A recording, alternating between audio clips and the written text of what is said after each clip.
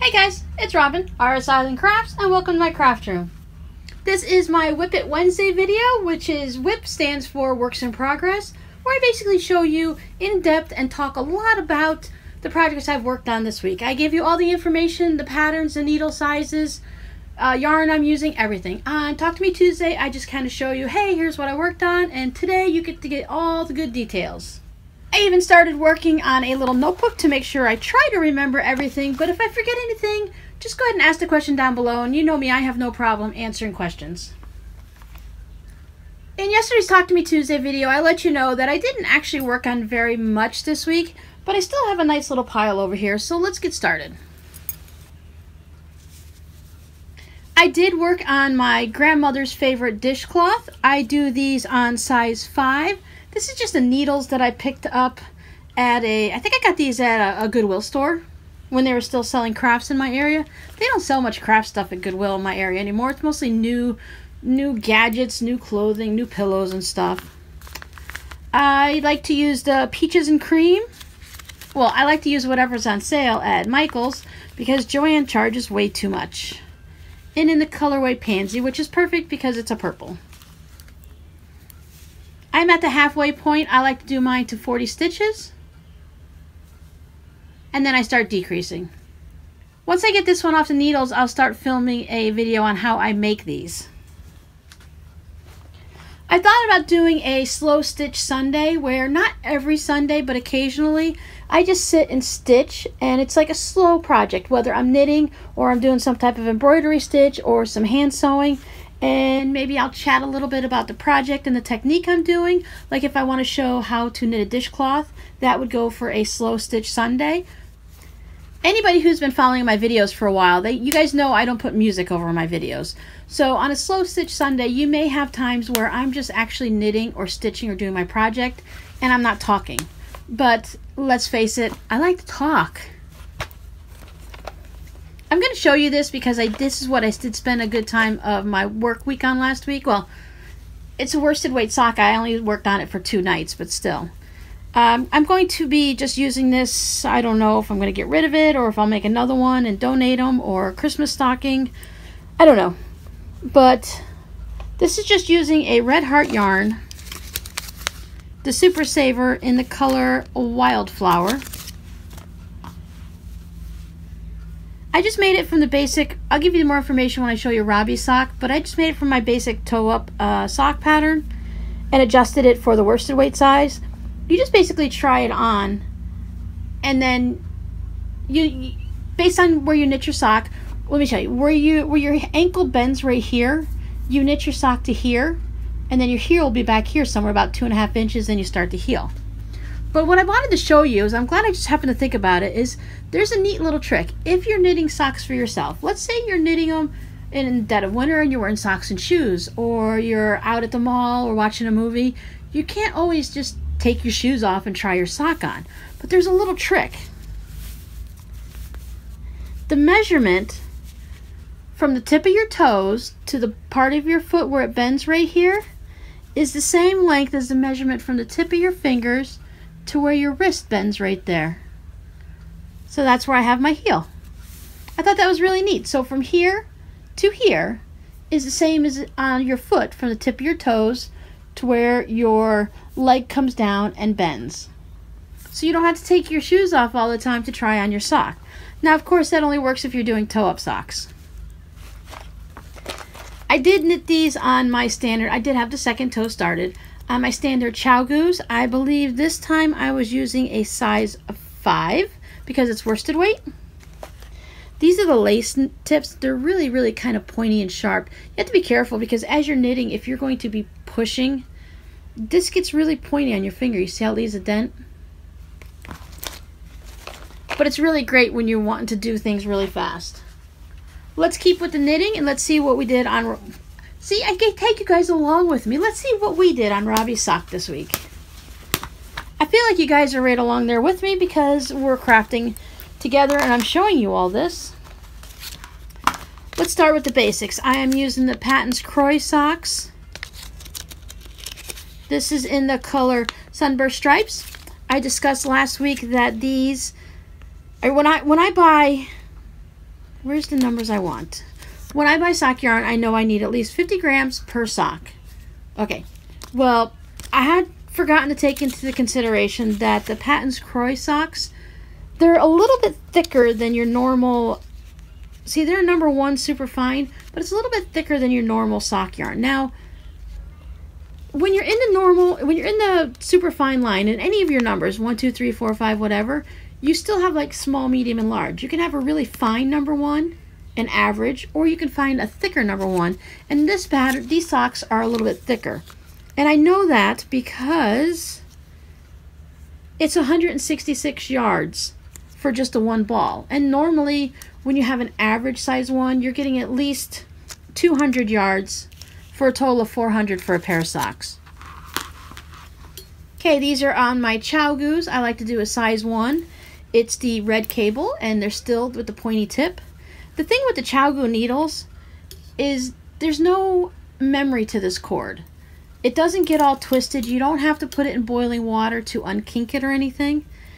So it makes it really easy just to slide everything through. This cable's not getting, it does hang a little like this, of course, but it's probably a little bit because I stick it in my bag all the time. It's a metal braided type wire, twisted wire inside with a plastic coating on top of it. The joints are really smooth on these needles. You don't get hooked on here. Your nail goes sliding right across, no problem. I love this little bend in them. They don't all have them, but I've noticed that I really prefer the ones that do have the bend. I like to do his socks concurrently. That way I don't have second sock syndrome. That just means I knit the toe on this one, then I knit the toe on this one. Then I knit some of the foot on here, and I knit some of the foot on here.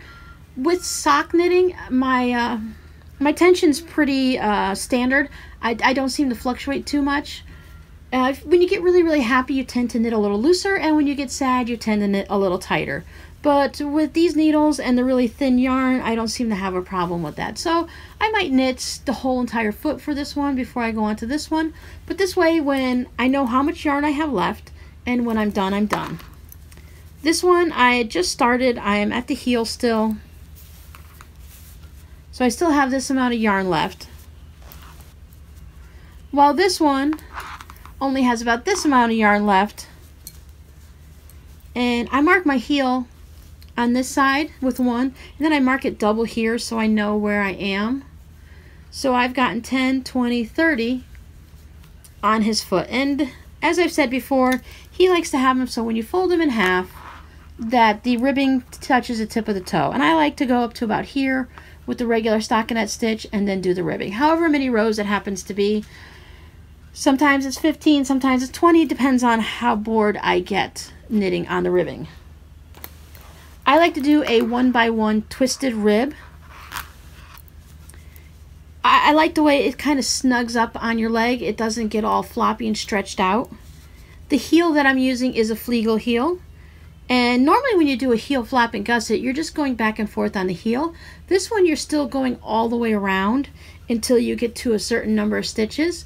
And then you start just working back and forth on the heel to decrease it down to where you're started back up, and that's what this section is here. This really hugs my ankle. It hugs my heel and his heel really nicely. And while it doesn't look exactly like store-bought socks, it kind of fits the same. Now the whole measure your hand to the crook right there, it doesn't work for me because he has a size 14 foot and I use 76 stitches for his socks. And his are in the turtle bag. I just like to say turtle. I did find some yarn that's 50% acrylic and 50% nylon. That's a sock size yarn, and it's only $8 for a 100 gram skein. So I'm going to be purchasing some of those and trying them for socks for him and I, because it would be really nice to have something that's more acrylic than wool. So when he washes them, they're going to last a little bit longer, because let's face it, 19-year-old boy living with his brother and sister, everything just goes in the washer and dryer. And chances are, a lot of times he just loses a sock or both socks. And I don't want to spend, I keep saying my son is worth it, but I really don't want to spend $30 knitting him a pair of socks, because hand-dyed yarn can go anywhere. I've seen it $18 to $35. So I feel that he's sock worthy, but he's not hand knit yarn worthy. So he needs something more of a workhorse. So in my froggy bag, I did start a new hat. You did not see this on Tuesday. Here's the basic of it. It's just a regular 2x2 ribbing up here, and I think I went for 1.75 inches.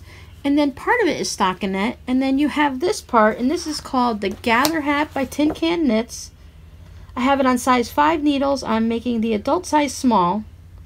The yarn I'm using is the Impeccable from Loops and Thread. It is an acrylic yarn, so if I donate this hat, then it'll be easy for them to wash and care for.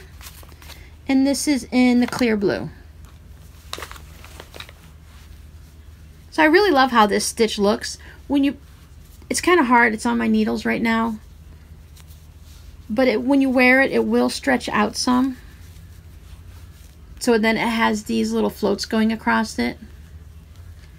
I wanted you guys to know that anytime you see something like this hat, let's say you really love this hat and you would love to purchase it, most of the time I'm just making these things because I like to make things, and even if I were making them for someone other than Robbie Socks, I'd be more than happy to go ahead and sell that for you, or go ahead and make another item just like it. Like say you love this hat but you'd want it in red, I'd be more than willing to go ahead and do that for you. You just have to let me know down in the comments or send me an email, which is down below in the description with all the other places you can find me. This one has green on the inside to match it. I just like the green and the orange together. Makes me happy. Okay, that's it on the knitting. The only thing else craft-wise that I worked on was my Hocus Pocusville. So as you can see, I have, well, you might be able to see, I have a little bat up here I need to do still, but I want to do that. I'm thinking, I haven't decided if I'm going to do the bats in gray so they stick out or black. I'm going to lay the floss up here and do a little floss toss is what they call it. When you just lay your floss down on your background fabric to see if it pops or not, and see if I want to do it with black, or I might do it with a dark gray, or I might blend the thread. But I've done the whole top section of this house. This is block number 5. I am not doing it in any specific order, just whichever one floats my boat, and I want to do it at the time. So I still have to do the sign here, and there's more all rolled up in here. This is the back. I am just doing this with a simple back stitch. I am using the DMC B5200 because I like this brightness of this white. I believe the pattern calls for using 2 strands, but I like to use 3 because I like the way it pops off of this purple batik I picked up at Joann's. So I have 12 blocks I have to do. This is number 5 that I'm working over here. I will not be doing a center like this. I think I'm going to do some type of an applique Halloween scene in the center. I haven't decided yet because I have 12 blocks to worry about first. If something pops up that I see a fun pattern, especially with Halloween coming up, if someone comes up with a new fun applique, or I kind of want to do applique, but I don't mind mixing applique and an embroidery for the center, then I'll go ahead and start on that, or at least purchase the pattern so I have it ahead of time. Once I buy more embroidery floss, I'm hoping to pop up to Michael's tomorrow. I'll be in that section of town.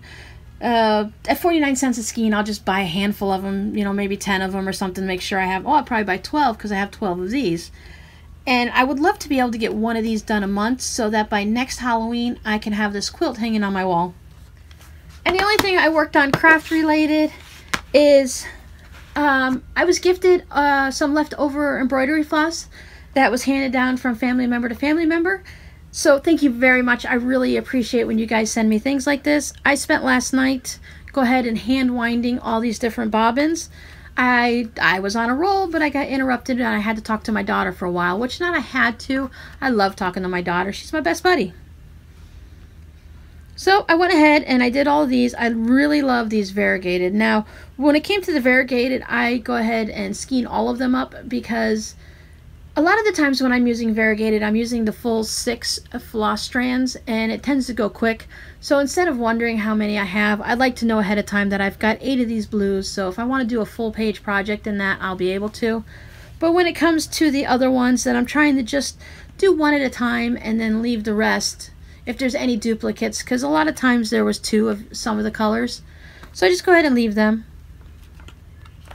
This box also came with the cardboard winders. I prefer the plastic ones, but these are the old ones from way back in probably the 80s or 90s or something, and it's a thicker cardboard, so it's not too bad.